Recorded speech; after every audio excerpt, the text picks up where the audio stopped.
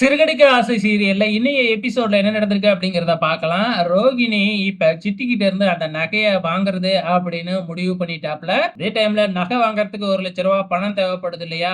உடனே வித்யாவுக்கு தான் ஃபோன் பண்ணி பணத்த கேட்கறாங்க. பணம் வித்யா கிட்டயும் இல்ல அப்படின்னு சொல்லி பார்க்குறாங்க. அதான் உன்னோட லவ்வர் கிட்ட காசு இருக்குல்ல, வீடு வாங்குறது தான் நின்னு போச்சுல்ல, அதனால அந்த காசுல இருந்து வாங்கி குடு அப்படின்னு சொல்லி கேட்கறாங்க. வித்யாவும் ஓகே அப்படின்னு சொல்லி சொல்றாங்க. இப்ப எதுக்காக அந்த நகைய வாங்குறேன் அப்படின்னு கேட்கும்பொழுது, விஜயாவ வந்து பார்த்தீங்கன்னா, சமாதானப்படுத்துறதுக்காக வாங்குறேன் அப்படின்னு சொல்றாங்க.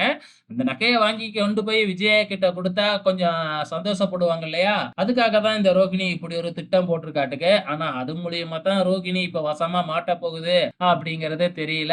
சோ இது ஒரு பக்கம் நடந்துகிட்டு இருக்கிறப்ப, இங்க நம்ம முத்துவும், நம்ம மீனாவும் அந்த இன்ஸ்பெக்டர் பழைய இன்ஸ்பெக்டர போய் பார்க்குறாங்க. ஆனா அந்த இன்ஸ்பெக்டரும் அந்த வீடியோவ பார்த்துட்டு முத்துவ பிடிச்சு திட்டுன்னு திட்டுறாரு. "உன்னையெல்லாம் யாரையும் காப்பாத்தவே முடியாது. முடிஞ்சா போய் அந்த அருண் கிட்ட கெஞ்சுங்க. இல்லன்னா ஒரு நல்ல வக்கீலா பாருங்க" அப்படின்னு அனுப்பிச்சு விட்டுர்றாப்ல. இந்த பக்கம் போலீஸ் ஸ்டேஷனுக்கு நம்ம மீனா வராங்க. முத்துவையும் வந்து பாத்தீங்கன்னா வீட்ல இருந்து அழைச்சுக்கிட்டு வந்துடுறாங்க. இங்க முத்து மேல வந்து பாத்தீங்கன்னா கொலை முயற்சி கேஸ ஃபைல் பண்ணி ஜெயிலுக்குள்ள போடுறதுக்கு ஏற்பாடு பண்ணிக்கிட்டு இருக்கிறாங்க. அந்த நேரத்துல நம்ம கை உடைஞ்ச போலீஸ் உட்கார்ந்திருக்கிறாப்ல இல்லையா?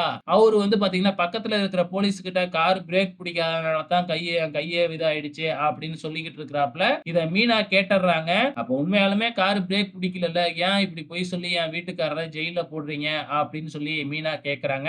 அந்த போலீஸ் எதுவுமே சொல்லவே இல்ல. அதுக்கப்புறம் மீனா வெளியில உட்கார்ந்திருக்கும் பொழுது வந்து பாத்தீங்கன்னா, வயித்த புண்ணு தாச்சியோட ஒரு அம்மா வந்துகிட்டு இருக்கு.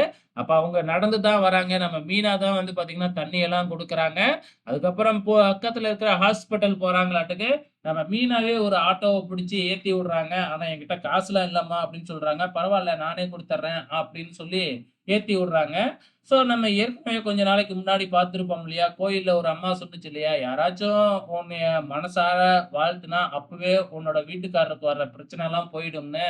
அதே மாதிரி அந்த அம்மாவும் நம்ம மீனாவ பார்த்து வாழ்த்திர்றாங்க. அப்பவே தெரிஞ்சிருச்சு இந்த கேஸு குளோஸ் ஆயிடும் அப்படின்னு சொல்லிட்டு.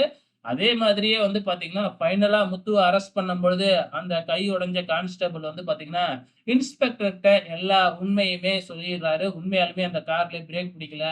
அந்த பிரேக் பிடிக்காத கார இவரு ஓட்டிட்டு வர சொன்னதுனால தான் என் கையே பாருங்க உடைஞ்சு போய் உட்கார்ந்துருக்கேன் அப்படின்னு சொல்லிர்றாப்ல. இதோட இன்னும் எபிசோடு முடிஞ்சிருச்சு. வெயிட் பண்ணி பார்க்கலாம். அடுத்த வாரம் என்ன நடக்க போகுதுன்னு.